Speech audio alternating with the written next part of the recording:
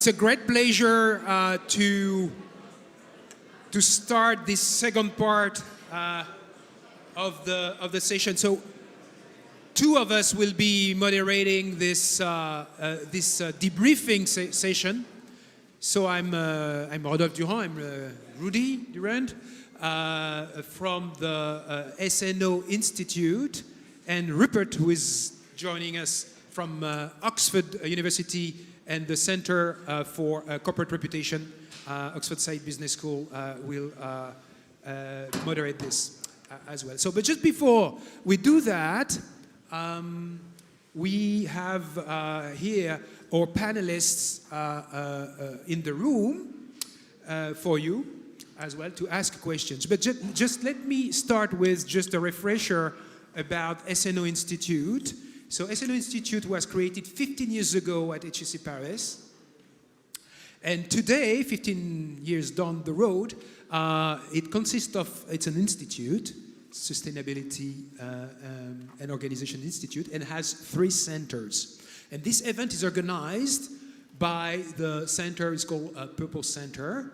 And our philosophy is that the 3 centers, Purpose Center, Inclusive Economy, and Climate and Earth, actually work together in order just to offer a better future through business for our society and our planet.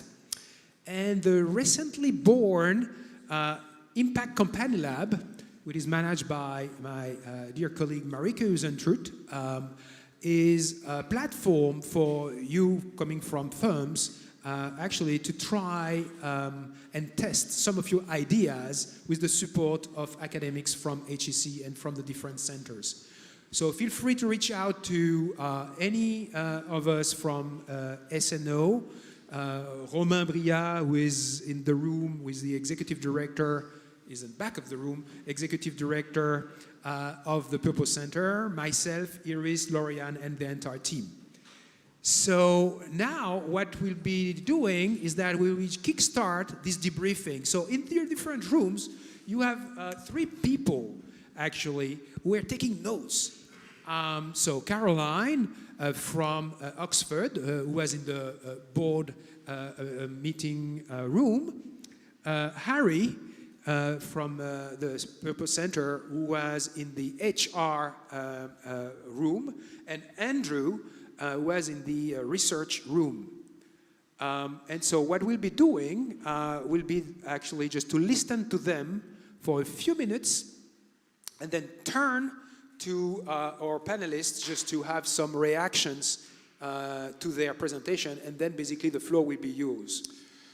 Maybe before we start, I don't know if it is about purpose, but make sure that you don't fall. Okay, you are very close to 2 boards, so as you look at, thank you. Thank you, Jean-Marc. Okay, but I think that to moderate the session, Rupert, you will be leading the show. Great. So I shouldn't really be sitting in the middle for a start if I'm moderating, but so just to remind everyone what we're doing, we're going to have each of the 3 rapporteurs to come up and speak for 3 minutes each. Rapporteurs, take note, we'll be timing you. And their job is to summarize what they heard in each of the rooms. Now that's going to throw up some interesting themes and questions. So I'm going to put some of those themes and questions to you on the panel. So I haven't warned them what I'm going to ask. So I'm going to put them on the spot with some questions. And then the main purpose of this, though, is to then involve you to make sure we capture any themes, ideas, and thoughts that you have. So please, at any point, put your hand up if you'd like to ask a question of the panel, or just simply make a point. Now, I should probably at this point tell you that our intent on this day is that we're using the insights gathered over the course of this day to write a white paper, which we intend to submit as the University of Oxford and HEC Paris into the regulatory apparatus of the EU to think about best practice, purpose, themes and ideas. So what you have and what you commit here is hopefully going to have a life beyond this room.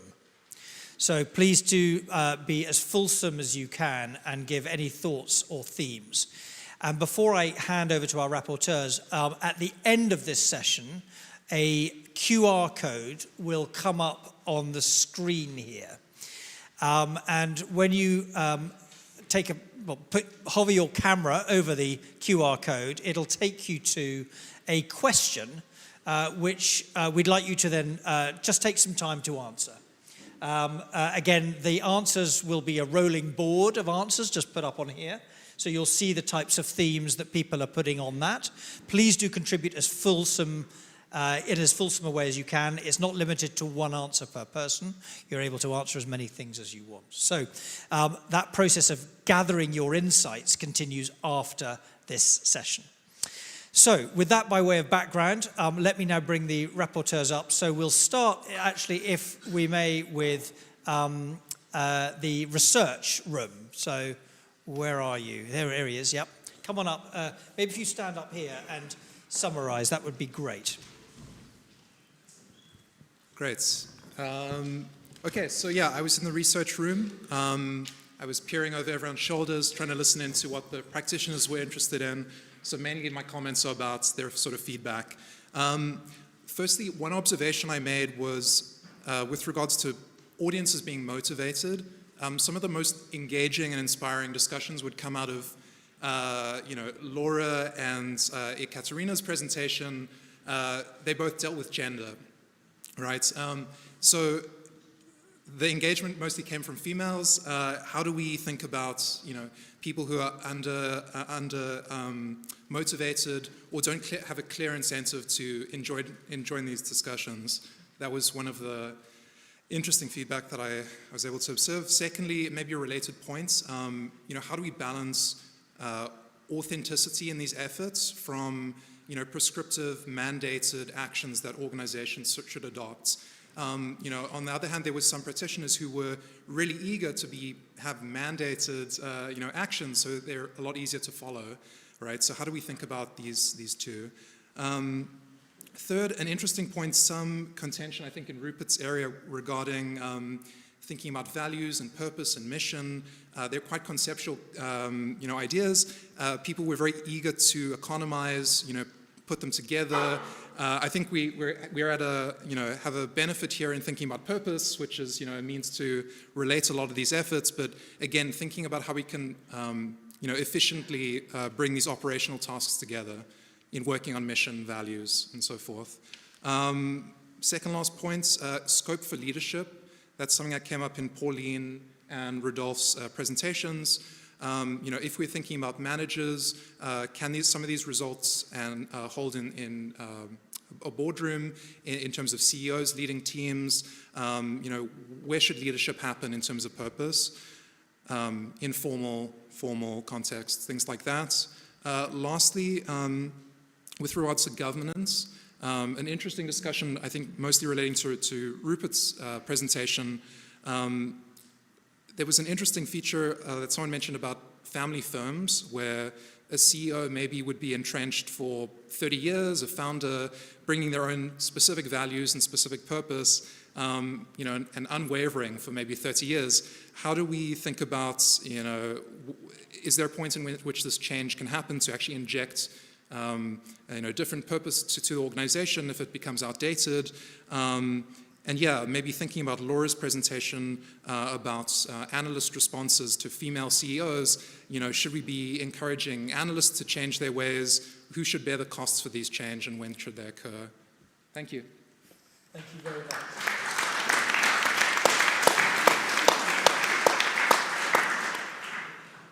Right, the HR director's room.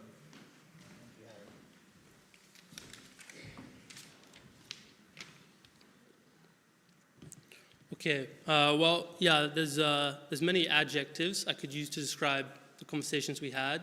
Insightful, thought-provoking, perceptive, a little bit contentious, but I think overall the themes were kind of consistent across the sessions. People kind of kept coming back to the same ideas, so I'd like to briefly summarize them. So the first one is, how can we align organizational purpose with individual purpose. So specifically in the context of HR, thinking about employees, it's different from a purpose statement to how can employees really feel that.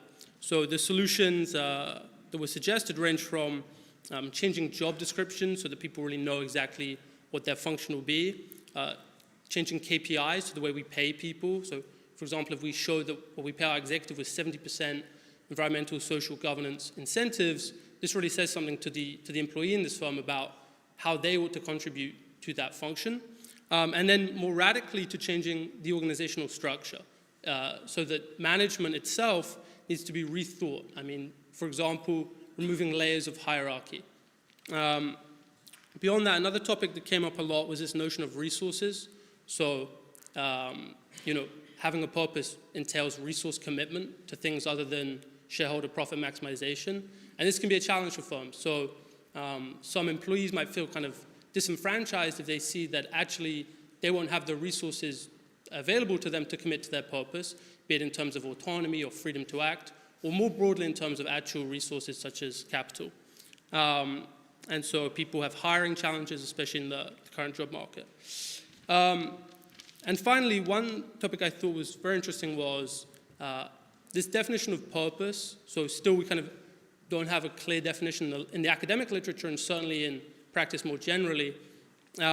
Someone said that it's the why that informs the how. I think that's tangible. Someone else said it's the utility that the company can offer to society. I think that's very clear, especially in the market-based economy, work with Colin Meyer at Oxford.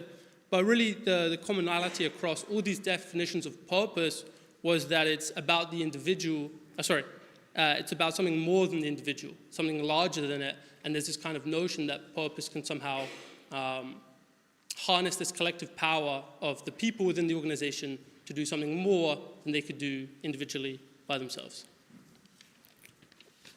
Thank you very much.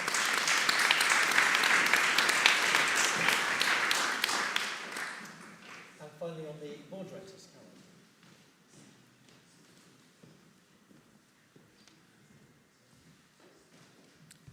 Well, this was obviously a very rich topic for discussion because we had 3 entirely different discussions going on, but there were some common themes. One of the interesting things was that while the session was sort of titled as if it was going to be talking about the role of board directors in supporting a company's purpose, it became equally about the role that purpose can play in the effective functioning and discipline of the board and in improving board conversations. So there was a recurring image of purpose as a compass.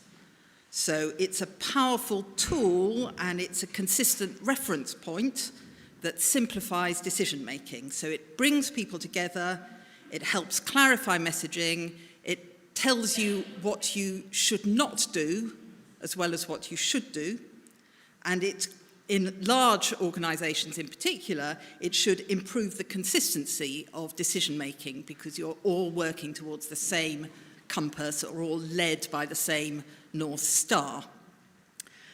In terms of boards, they said they don't expect that purpose should be an agenda point on every board meeting, but a successful purpose will be mentioned in every meeting of the board because it is the foundation of decision-making. And in particular, it's the foundation, it's how you're going to solve really difficult problems and difficult decisions, which are, of course, the ones that are going to find their way into board discussions. So within the board, it improves conversations because once you're clear on the purpose, then board members can devote all their energies to solving the problems, and they're not discussing what the purpose is, they're not discussing how they should be solving the problem.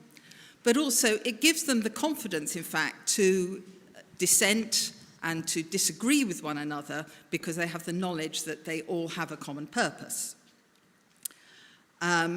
It helps, obviously, with the purpose of the board to help the management keep the company on track because with the purpose there, they are able to challenge management but also provide a safe space for management because, again, everyone knows what they're working towards.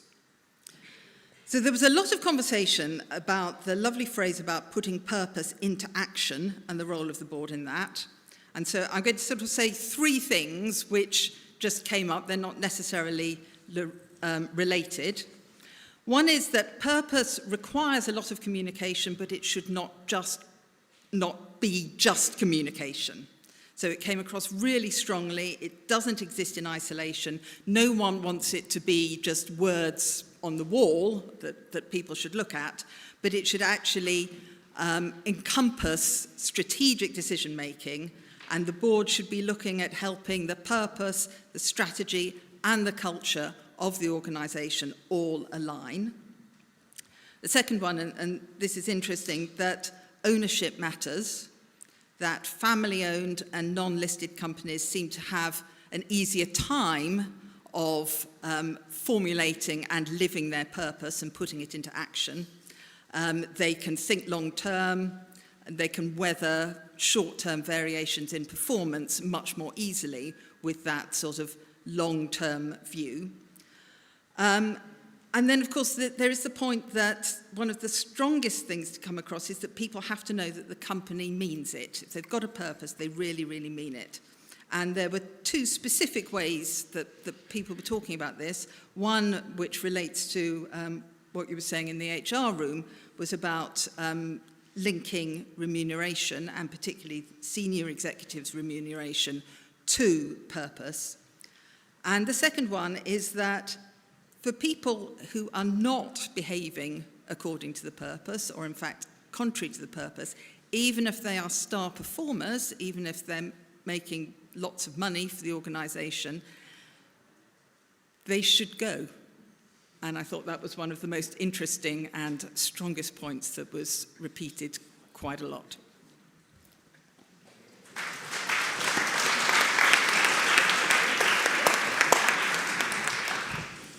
Okay, thank you, all three of you. It's a very tricky job to summarise a very loud set of conversations so succinctly, so thank you so much for doing that. Why don't we start by just reminding everyone who everyone is on this panel here. So if we could start maybe left to right, my left to right. Just a quick reminder of your name and where you're from. So my name is Jean-Marc Laouchez. I come from Corn Ferry. I'm the president of the Corn Ferry Institute that does research and development for our organization. Laurence Debrou, I'm a non-executive board member in a few companies, including Novo Nordisk. I'm Bénédicte Chretien, leading HR for the Crédit Agricole listed company. I'm Virginie Chauvin, I'm partner at Mazars and member of the executive committee. I'm Jean-Florent Hérol, and I'm a consultant in evaluation and governance. And I think we all know Rudy. Okay, so I'm going to kick off some questions, if I may, because a lot of really interesting themes emerged from that. But as I go, I reiterate, if you have a question to ask, please do raise your hand, because I'm going to want to bring you in as soon as possible, because we want to hear your voices, not just what I've got on my mind. So please do raise your hand at any point. So the first question I've got, and I'm going to put it to all of you, if I may, because all of your roles come across this as a very important part of your day-to-day existence, and it's this point about culture and purpose-led cultures. So I was very interested in this consent to dissent idea that came out in the last conversation. Do you think that a purposeful culture should encourage dissent in organizations? Or actually, should purpose try and find a balance between your right to dissent and your opportunity to engage? Because often if you just put it as dissent, it's going to be about negative issues or challenging a culture. So my question is it just about your ability or right to dissent? Or can you also turn it into a culture of asking the right questions, opening up new opportunities? And with your experience, I want you to answer yes or no to that, sort of easy question, and maybe give some examples from your world as to how and when that's happened in practice. I'm going to start the other side now. So can I start with you? Yes. Okay. Well, I think as long as the board is concerned, I think that dissent is a very important. In order to take a good decision, you need to make sure that you have seen all the risk. You have people around the table who are ready to speak and tell exactly what they think. So I think that having within the board some kind of acceptance of challenging the management, challenging the other board members, bringing to the table new ideas, I think that it is always good for taking a good decision. And that applies to dissent on the purpose as well as dissent on operations, or not? No, I think that the purpose, you should at the end of the day have obviously a consensus on the purpose. Otherwise, because the purpose is clearly, as it has been extremely well summarized, it is the compass of the organization. So this is something that has been validated by the board. And therefore, there is no reason for the board to come back and destroy this consensus that they came to. And if I could throw it to one of the, so you're in the people talent area. Do you see it differently? And in particular, could you pick up an idea of this opportunity that arises from purpose, the opportunity to raise things that might be a different direction for the organisation? Yeah. No, first of all, I would insist on the link between purpose and corporate culture. I think you can't have a strong corporate culture if your noble mission, your purpose, is not set up very strongly in a solid manner, because it shows the way, it shows the direction, and specifically in a world which is highly decentralized, the power of this noble purpose creates alignment, consistency, and coherence. And we had many debates in our group on this specific alignment. So your purpose is part of your corporate culture, and having this genuine alignment and consistency makes it very strong for employees. And why is alignment and consistency a good thing? I mean, does that not just produce a group of drones who do the same thing every day? No. Alignment and consistency means your authenticity to make it happen. It's your alignment between your convictions, your intellectual convictions, your heart, your emotional intelligence, and the courage to create this alignment. So it's not creating robots or just one single view. It's more to ensure you are genuine enough in claiming this purpose. In terms of alignment, perhaps I could ask you to just follow up a little bit on this. We've heard quite consistently that a strong, clear purpose allows the organisation to perform better through this idea of the aligning of resources. Just give me some examples or some thoughts from your world as to how and when that happens. First, I believe that the purpose cannot be a fashion. We cannot have this purpose this year, another one in the next 6 months. So it's really very strong, and it's a way of having everyone going in the same direction. So it means that it has to be clear, it has to be said, to be explained, and it's the only way to onboard.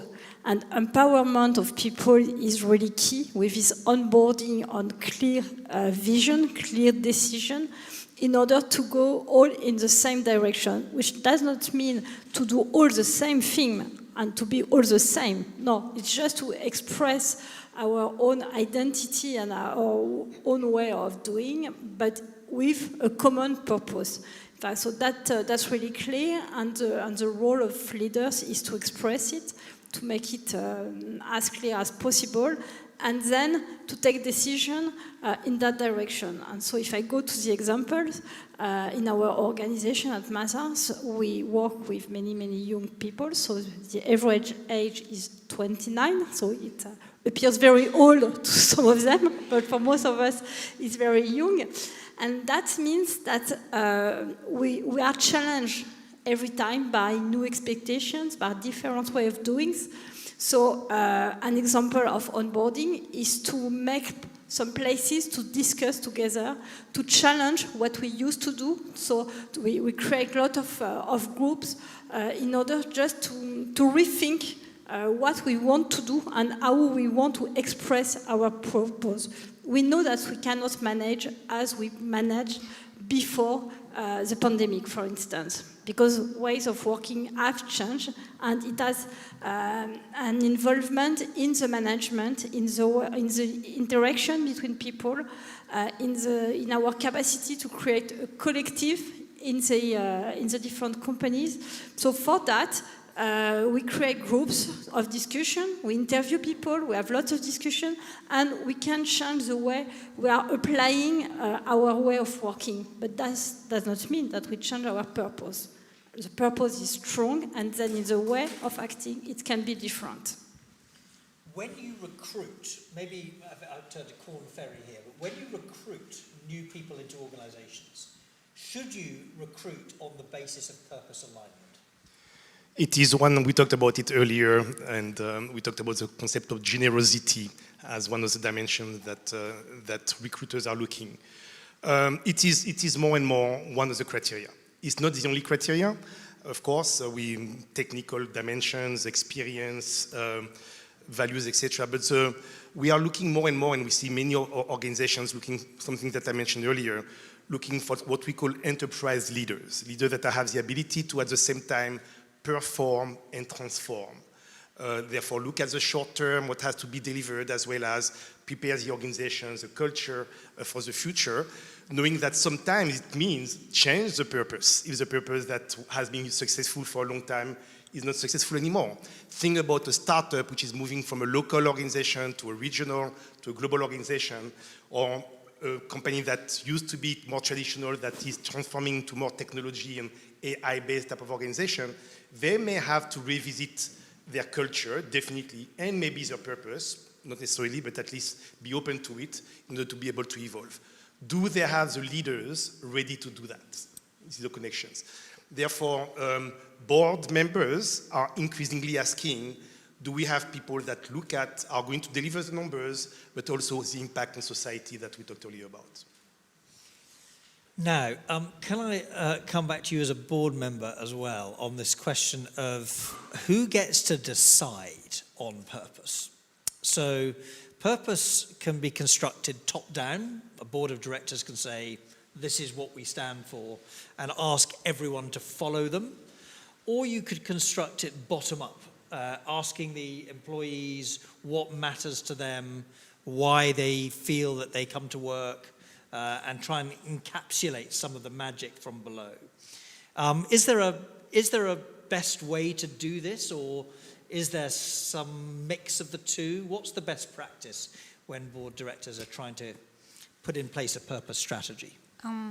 I really don't think there is a best practice, because it really depends on the history of the company, on the shareholding, or on the sector as well. You don't talk about the purpose the same way if you're in a pharmaceutical company working on diabetes, and if you're actually selling beer, which is enjoyment and being together, in which case you might as well do a bottom-up and see what your people, whether they enjoy the beer together on the Friday evening, and therefore are all motivated to go and sell it to other people and believe in that purpose. They shouldn't look too sad. It's very different. So I don't think there is a real way. So there's no best way. No, but I'd like to maybe react to the dissenting one, dissenting question, because how you welcome the dissenting opinion is incredibly important.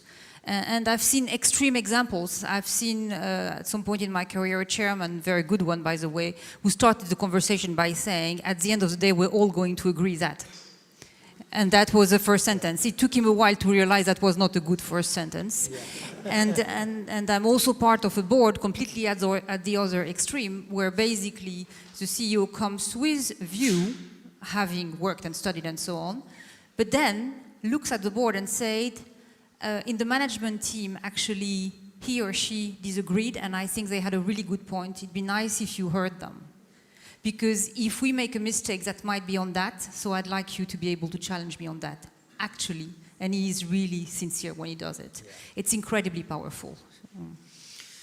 The opportunity to dissent. Okay. Now I've got a few other questions, but I'm going to pause here. Does anyone want to raise their hand to pick up or ask some questions from the audience at this point? So thank you very much. We'll pass a microphone down, and perhaps if you just mention your name and where you're from as well. Just to your next to you. There we go. Hi, I'm Mayouen Favetobon. I'm an alumni, and I have a company. We accompany corporate culture transformation and managerial transformation. My question was, how do you create safe and collaborative spaces for your boards and managers? Excellent question. How do you create safe spaces? I'm going to get all of you to answer that, actually, in turn. So I'm going to start here. Thank you. I think it's a key point because if you don't have this safe space, you cannot have the debates, and debates are very necessary to progress, to rethink the purpose. I was saying purpose has not to change every 6 months, but it has to be challenged. It has to be, and for that you need this safe space. And one of the first points is really to accept that there might be different point of views depending on the culture of everyone, and mainly in international environment. It's very important to understand that there are very different point of view according to different cultures, and there is not one better than another, but they have to be listened to. The same with the generation. This one, from my point of view, is really key because we face at the moment very large debates between the generation, with some believing that all the young ones do not understand anything, and okay, they ask for purpose now, but later they will forget about it and we go to something else. And I don't believe it would be the case. And at the same time, we can have young generation saying that older people, they did very bad things, and particularly with the planet, but not only, so just wait and they will be off soon, and it will be okay. And I believe that both are wrong, in fact, and our challenge is to work together, to listen. I believe that training is important to inform, to explain why there are different ways of thinking, to understand the point of views. So for that, the safe space is all, with all this training, with the working groups on some topics, working together, knowing each other, in fact, and listening. That it's really one of the challenges to create these safe spaces. Okay, for creating a safe space within a board, I think that really it depends on first of all on the chairman of the board. Clearly, the tone will be given by this guy. My personal experience, I'm a board member of a little company, and I know that the fact that the general manager, is really willing, just pushing the board member to discuss, to give their input. It is clearly a question of a personal involvement from this chairman. And then after, you need to have all the board member willing to give their opinion. But I think this is a climate. I don't think that there is a specific recipe. It really depends on the people making the board, and therefore this is very important when you create a board, when you think about the composition of the board, to make sure that the people will be willing to give their opinion, but also bring something to the table, and having also a way of managing this board, which is really bienveillant. You need to have this type of attitude. Yeah, agreed. I mean, creating, the question is related to safe space at board level, specifically. It was a question. Board and management. So, to me, creating safe space is around two key words. culture of trust and diversity. Culture of trust is the only way, first of all, to manage your transformation long term. If you have long-term perspectives, the only way to succeed in a cultural transformation, it can be transforming your organization or transforming your management. You will succeed if you have a culture of trust. And developing this culture of trust is having a long-term approach. And then it's part one of your safe space. After, I believe in the power of diversity. Sometimes you don't use this word because it's so overused. But the power of diversity, the most important one to me is the academic diversity, the intellectual diversity, having different educational backgrounds. Because specifically in France, if I may, you have typical top schools where if you just have this kind of profile, it doesn't guarantee a culture of debate. And creating safe space means creating a culture of debate, a culture of accepting other views. And what I find particularly positive, it's when you have around the table a first-in-class school, someone coming from a university, someone maybe a pure autodidact, an entrepreneur, and you have a guarantee of having a 360-degree, very lateral way of thinking. And I think here, because you all think differently, it's a guarantee of a new, you listen to different point of view differently, you debate differently, you challenge others differently, and then your ability to create this safe space where you can debate, where you can share very different ideas, create a positive chemistry at the end of the day. And lastly, I agree with you.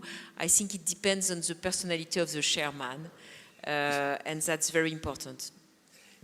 If I may just add something. Please. Okay, because I think that obviously there are the people, but also the fact that a board should understand that it is made of, I'm going to say something obvious, but the board has to understand that it needs to take very complex decisions, and that the decision process is something absolutely critical. And sometimes, the boards do not think about this decision process.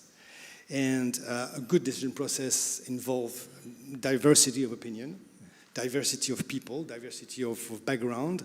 And I think that, generally, well, in most countries, you have this annual evaluation where you think about the functioning of the board. And I think that this is the best time to just think about how we decide.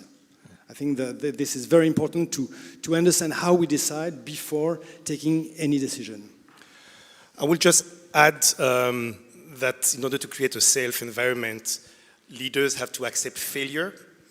They have to accept, say, I'm wrong, I made a mistake, and it's okay.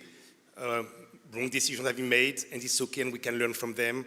So create an environment where failure is possible. Maybe I'd like to add that at the board level, it starts by the relationship between the chair and the CEO when those two roles are separated. And if there is a trusting relationship there, it's a good start. If there is a dysfunctional relationship there, it's a very bad start to make the board a safe place. So let's assume there is a good relationship there. Then it is about, for me, being very vigilant that people don't ask a question to outsmart the next board member. I've seen that so many times in my life. And it's basically not about asking the smartest question or the question that management will not be able to answer, but really building on each other and with management and challenging for the purpose of actually getting somewhere, not only being the brightest in the room. Again, that should go without saying, but that doesn't. So when you have a chair doing his or her job and actually giving proper feedback in a respectful way when these things happen that shouldn't be happening, then for me, that's the beginning of a safe space. So can I build on the safe space thing to ask a question about leadership decision-making when it comes to purpose? So does, at the boards or in the senior executive discussions that you're having, do you think that having a clear purpose helps you make better decisions? And if so, are they better decisions for opportunities, or is it just about protecting downside and risk? Which one of you wants to pick up on that knotty number? I think it's both. It's to manage future opportunities and to manage your risk. Typically, we had, again, this discussion in our group, but a strong purpose is also connected to your business utility. And when you have this clear purpose, it's a goal, it's a vision, allowing the board or an executive committee, when you have to take your decision, it's really in front of each decision, does it create a super alignment with your purpose? Is it connected to what you want to achieve? For example, if your purpose is to act on society with a big S, taking into account a new opportunity into the health field will definitively create debate, create discussions, and your purpose will be a good way to see how this new business opportunity is right or wrong. And at the same time, I think it's definitively, specifically in the financial services industry, talking about risk, compliance, yes, risk management and compliance mainly. If your purpose is again acting on the society, there are few risks you don't take. So I think it's really a very strong vertebral column, if I may. Any other thoughts on that before we open to the floor again? Maybe one comment is that I think probably what's happening is the opposite. Is that your question is, would purpose be useful to make decisions? Yeah. I think that what's happening is that many organizations make decisions without using purpose, even when they have it. So they look at what is the economics, or what is the risk, or what is the return on investment. There are very sophisticated management ways to make decisions, and forget about purpose. If purpose was part of the equation, maybe they would make better decisions for the short and long term. And maybe one point on this one, because it's connected to the board and to this governance body. But I think what creates a superb alignment is the way you manage your remuneration policy. Having a part of your short-term bonus or long-term incentive plan connected to your purpose is extremely important. You create a superb alignment where it's part of the objectives of your top executive leaders. And again, that's where you create consistency into your cultural approach. Rudy, do you have any? Yeah, I wanted to add something, is that if purpose actually doesn't lead to renouncement, it's not interesting. So that means that if you don't use purpose to divest from businesses, that means that your purpose is in a curse. If you don't use purpose to buy a new entity that is aligned with the purpose but diverges from what you have done in the past, that meant that your purpose was simply, inconsistent, or slogan or something like that. And so most of the time I can see firms and executives that repeat their purpose, but actually purpose having no bearing on the decision that they make, and especially divestment and investment decisions. So it's a good way just actually to chase purpose washing, so that it has no direct implication with the real decisions. That means that it's not so important. Maybe sorry. Purpose is not in addition. It cannot be in addition to the business, in addition to the life of the companies. It's really embedded in every decision. Otherwise, it's the risk that you mentioned. It will lead to purpose washing. We've seen that on the greenwashing, so it could be exactly the same if it's not embedded in all the process decision making. I struggle a little bit with the linking of the remuneration with the purpose, because the way I see it, at least the purpose translated to a strategy, and the strategy has operational KPIs after that you can link to the remuneration. maybe I feel that the purpose should more be how you hire, promote or separate from people, because basically they belong to that project, that organization, that way of looking at the world and of contributing. It's a bit more, for me, core, and it's quite difficult to measure every year. But as you translate purpose into strategy or have a strategy that is consistent with your purpose, then comes a KPI that you can apply to remuneration, because it should also be very measurable. Right. Yeah, Maria. There is, okay. Hi, thanks, Rupert. And Maria Darby-Walker, and I'm a visiting fellow with Oxford, and I sit on a number of boards as an NED. And I wanted to kind of pull out the point around culture and decision-making, which both Jean-Luc and Rudy made, which is when you're making acquisitions or disposals and so on. And I'm talking from sore experience, as Rupert knows, that many years ago I worked for Cadbury, who had a very strong sense of purpose and values, in the sense of it was a philanthropic organisation, it was a very flat hierarchy, and the people who worked there had a strong sense of values.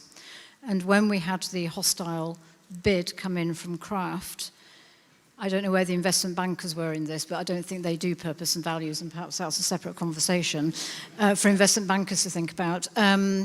But they had, the CEO had no sense of our values at all. She wasn't interested.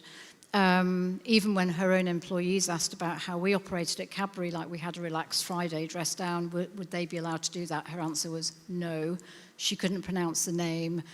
She didn't understand about the colour purple that was linked to Cadbury. And as the hostile bid became more and more intense, the people within head office at Cadbury, without being asked, wore the colour purple without being asked. The men wore purple ties and cufflinks, the women wore purple scarves. It was their way of manifesting how they wanted the business to stay independent. And I think you can't underestimate the point around culture, purpose and values when looking at doing deals. Now for Kraft, they probably didn't care because they wanted to grow the business and just dispose of it and thank you, very, good night and so on. But to destroy a business for that purpose, you kind of have to, sort of question the integrity of business in society. But we learn from mistakes and so on. But I thought it was an interesting parallel with what the gentleman has raised there.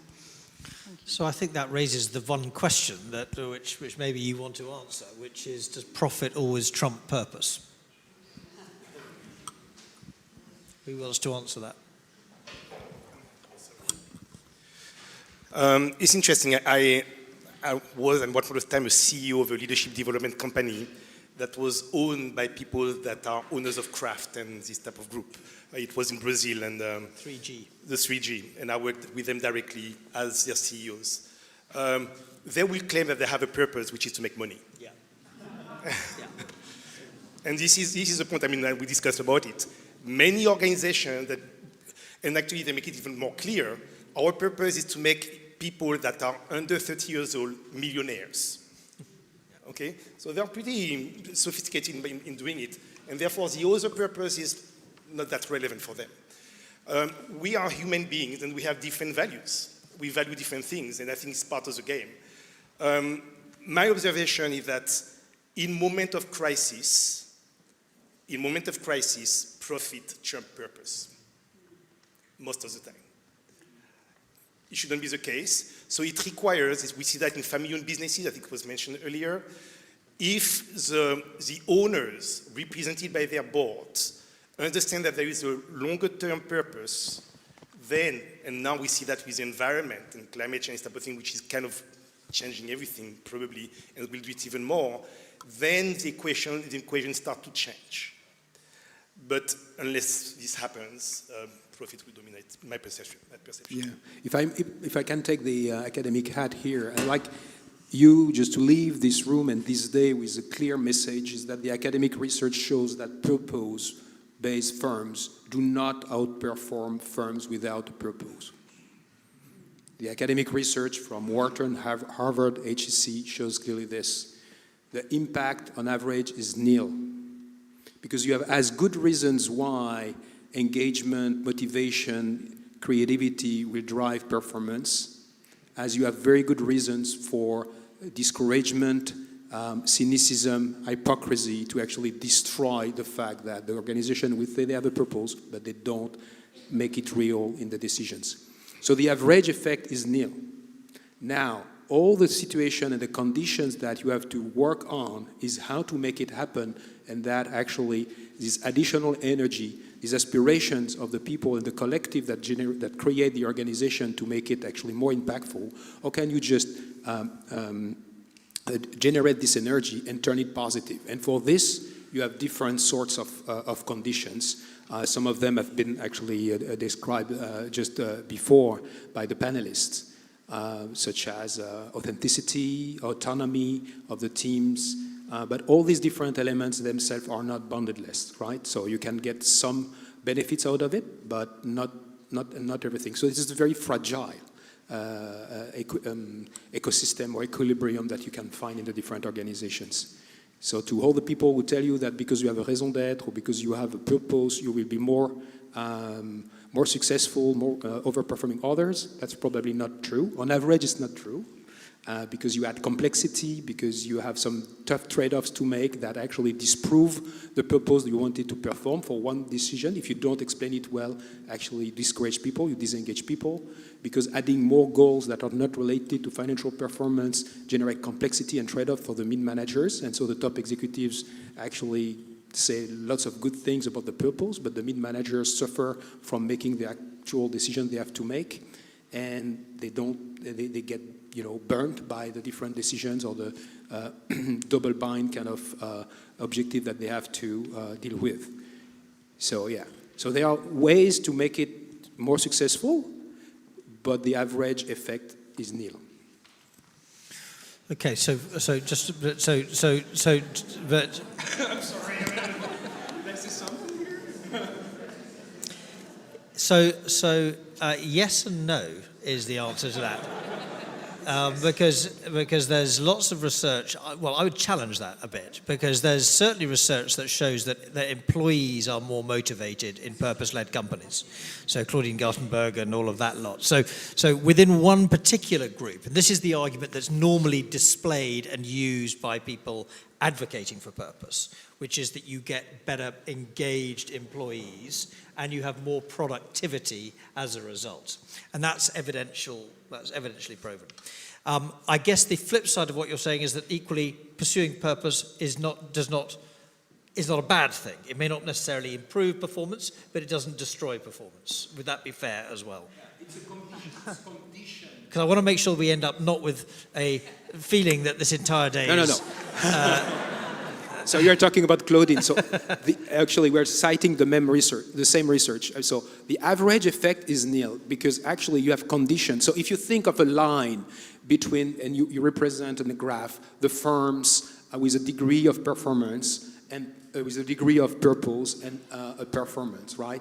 You will have a nil effect, meaning that you have some dots that are on the top and others that are on the bottom. Or the question is, why are these firms on the bottom and why are these firms on the top? The more you give autonomy, the more you give authenticity, the more likely you will be on the firms that outperform the others. So I'm not saying that it's not possible with a purpose just to outperform.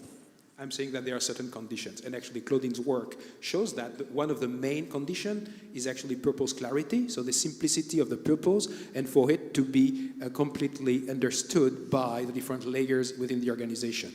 If you ask people in a firm that has a purpose, 80% of the top executives are able just to spell out exactly word by word the purpose. But if you take the frontliners, it's between 20 or 30% at max. So that means that you have a complete, fading away of the understanding of the purpose.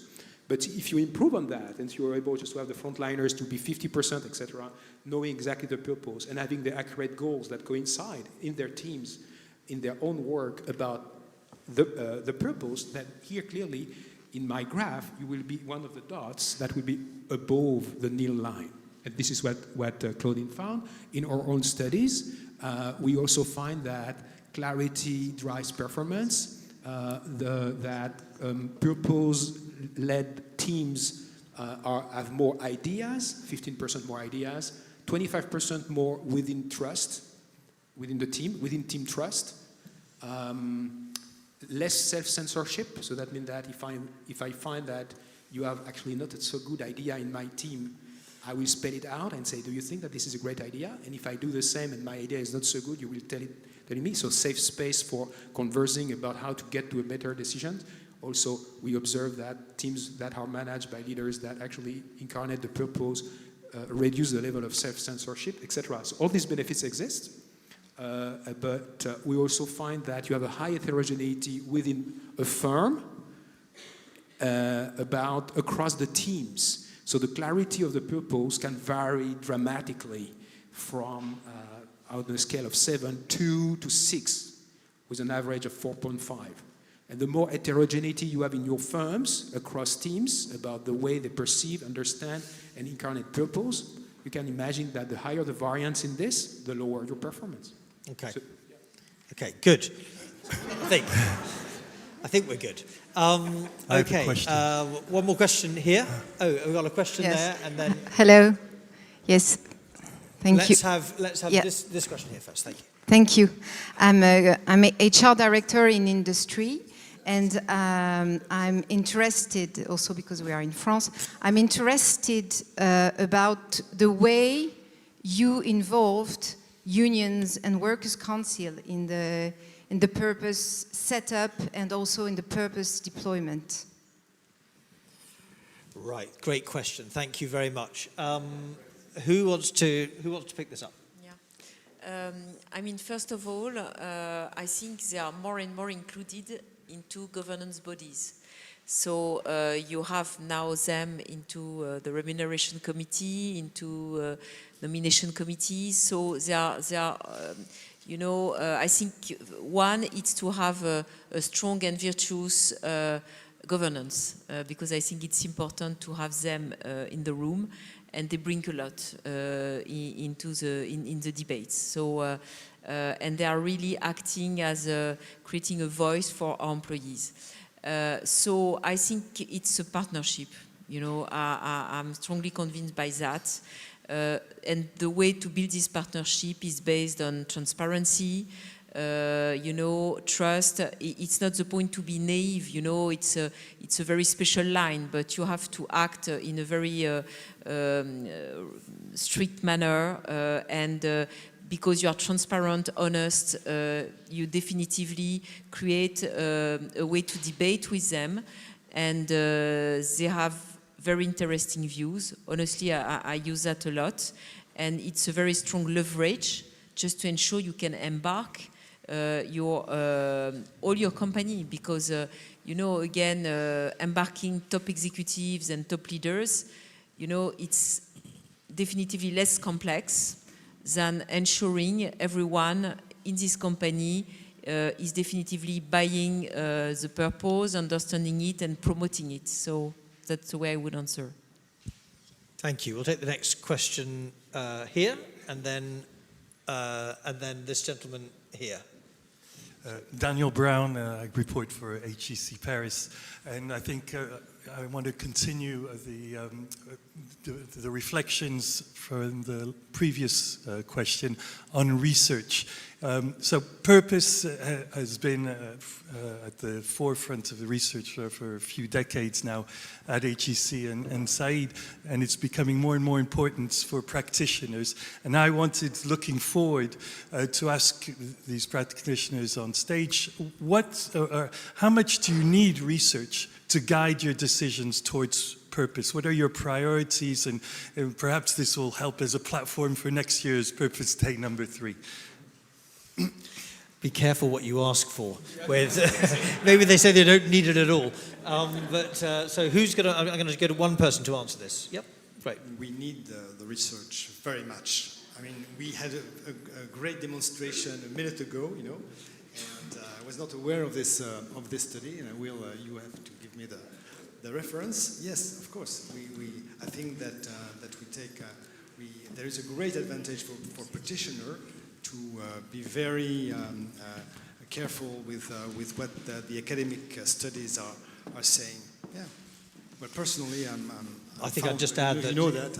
I'd add that it's... I love speaking with academics. I think it's dyadic too, because you can't do good research without good engagement. So it's a dyadic engagement between the two. Which fields, which challenges do you need research for? You've chosen my last question, so I'm going to put it to you just then as fair warning. What is the one thing that you'd like the researchers, the HR directors and board directors? I'm going to ask those three things. So can we hold that?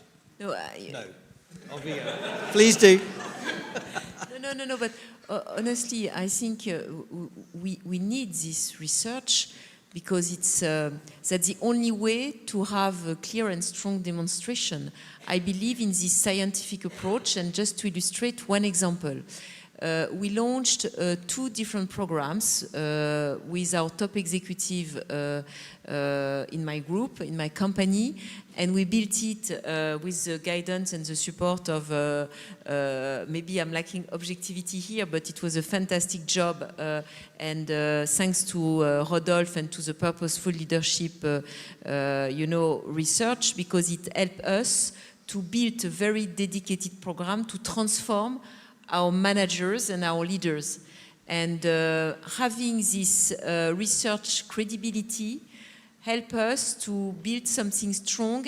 And the feedback I received, for example, from yesterday, we had one session yesterday, and those leaders, and I can tell you they are very demanding, said, we appreciate this scientific approach on the way you try to transform our leadership capability.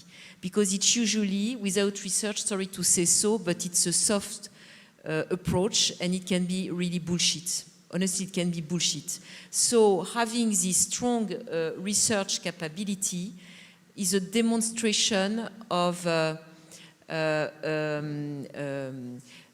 comment, dans la science, sorry, I can't say my words, but having something really strong, robust and solid in terms of reasoning. So it's definitively much more convincing. It's much more convincing because you demonstrate what you say. You have a proof in front of your words. Without this research, it's just words. Thank you. We are getting in a world where data is king. Without research, we don't have the right data, and data will be applied to purpose. It's really actually the case. So in the future, we'll use AI to try to understand what is one's purpose, and then we'll be able to benchmark it and see if it is effective and providing performance. So we are moving the world where data will be king, including for something as soft as purpose. This gentleman here. Thank you. I'm Olivier Kayser. I'm a strategy consultant specializing in inclusive business. I have a remark, which is the fact that not all purposes are meaningful.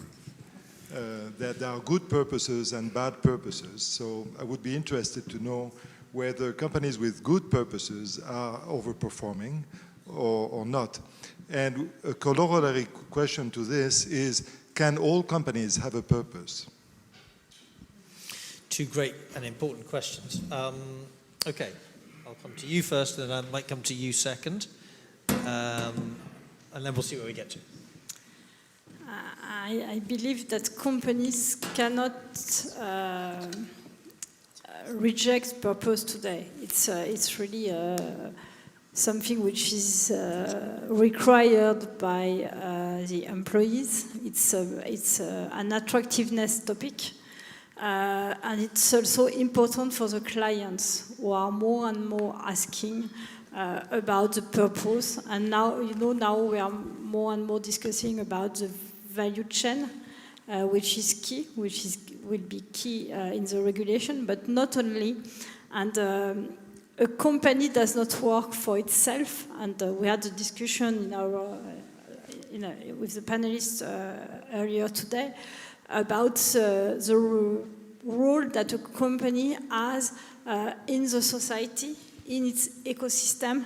But a company does not work just for itself, just to earn money, and that's it. So it's much more than that. So it has to be understood in the whole system, in the whole value chain, and so I believe that with no purpose, it cannot work anymore. We did the research, so the notion of good and bad purpose is probably subjective. What we differentiated is there are companies with purpose which is focusing on themselves, internal focus purpose, like making money or being number one or increasing efficiency or productivity, and others that have a pro-social purpose, do something which is better for society. And then we compare the performance between the two. The pro-social companies with pro-social purpose perform better. So. No, Rudy. No, Rudy. You're not allowed to say anything. No, yeah. No, I like that because actually, I mean, this is a fantastic question, Olivier, because the way we think about purpose, the way we think about firms is relatively static, right? But what is an organization? Organization is a membrane that attracts, select, and retain people. These people are different and have different values, right? So depending on the membrane and the characteristics of the membrane in terms of prosociality, you will attract, retain different kind of people. So we have Ed Freeman in the back of the room that will be speaking in a few minutes. And as he says, stakeholder theory is about management and ethics. What is happening when you formulate a purpose is that you introduce moral underpinnings to your actions. So that means that you are changing the membrane to attract, select, and retain people. So the collective that you will have with and without a purpose will be different in terms of their intrinsic motivation and then ethical underpinnings. The more your purpose is deontological, it means that the more it has some negation in it, something that you forbid, the more the demand from the prosocial people within the membrane, within the organization, will be strong, will be stringent. So if you say enrich, not exploit, like Body Shop, you have a negation in it. It's a very strong purpose. So that means that the degree of demand from your employees will be much stronger. So if you are able actually to satisfy them and to really renounce to certain things, to certain businesses, to certain markets, because they don't abide by the rules that your own moral objectives represent, you will be overperforming others. You have other kinds of moralities that a purpose can actually represent, which is, for instance, consequentialism. For instance, Best Buy purpose is enrich life through technology. Here, through technologies means that the consequence of the acts of the firm will be to enrich people's life. And when Best Buy implemented its purpose, he cut certain businesses abroad to focus on the US, and he bought a new business that, as a distributor, as a retailer of electronic products, they would have never thought of investing in before, which is Great Call, which is a way for people, either because they have disabilities or they are growing in age, have to leave their house. When in that case, Great Call helped them putting sensors and different technical products in home to maintain them home and monitor their health and different kinds of behavior that they may have. And Best Buy bought this because of the consequentialist type of purpose that they have. So yeah, it's dyadic, as you said. So let's not consider purpose as fixed, organization as fixed, and people as fixed. It's actually the matching through this membrane of attraction, retention of different people with different motives, depending on the purpose, different people. And if you disappoint them, they will leave, and the membrane will actually crack, and people will leave. Okay. Do we have any more? Because we have 3 more minutes, and if we think about this, the purpose of today is to inform and give insights and to unlock ideas. I think we're doing that very effectively. But the values, one of the values is timeliness. So we will be finishing on time. So in the last couple of minutes, let me just ask each of you to say what the one thing you would argue is needed in the purpose debate today. Is it regulation? Is it more board governance? Is it, I don't know, what is it? More research from Rudy. What is it? So one thing from each of the experts on this panel, and then we'll close at that. So who'd like to start? I can start. Please. I think that there is huge for call to action and for the consistency between the declaration on purpose and the actions. It's the only way to make it true and to give trust. And trust is key in business. Trust is key in everything in life, but particularly in the business world. And so if the call to action does not exist, and if there is no consistency between actions and declaration, we won't have trust. Excellent. Call to action. Thank you. That's interesting because I would say the same. You need to be extremely coherent and consistent. And it's better not to have any purpose if you just have counter proof, honestly.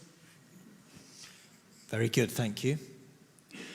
Clarity of definition on what you mean by purpose, what you mean by strategy, what you mean by mission, and make sure that people are not more confused than anything else in organization and among your stakeholders. I agree with clarity is fundamental, and the research shows the importance of clarity. I will say something a little bit different. I'm concerned with climate change.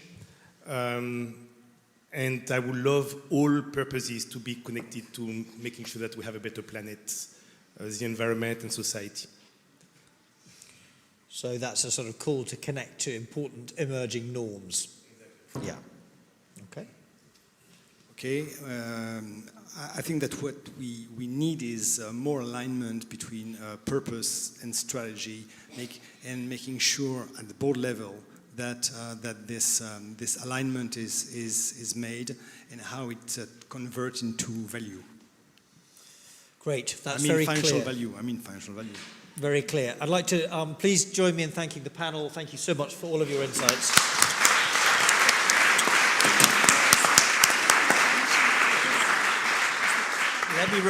Let me remind you, as Iris is now reminding me, that there is a QR code above. Good, lots of phones going up. So please answer the question that comes on through the link, and we'll look forward to getting your answers. And there is another, actually, QR code at the back of the program. And if you haven't looked at it, it's actually like a library of different documents that our panelists shared, documents from Enacting Purpose, from Oxford, and from the HEC SNO Purpose Center. So feel free to have a look at that as well. Thank you very much.